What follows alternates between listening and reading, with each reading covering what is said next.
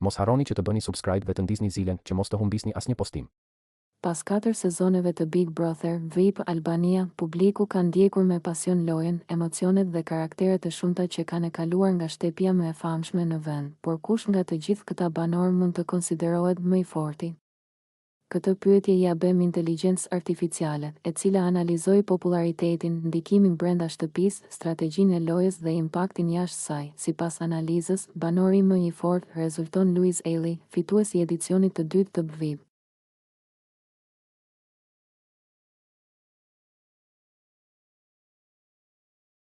Luisi përfaqëson një kombinim të rrallë të faktorëve që shpesh nuk përputhen të një konkurrent i vetëm: karizëm, lojë strategjike, komunikim të drejtpërdrejtë dhe lidhje të forta me publikun. Ai krijoi një rrëfim të qartë gjatë qëndrimit në shtëpi, duke ruajtur linjën e protagonizmit nga fillimi deri në fund.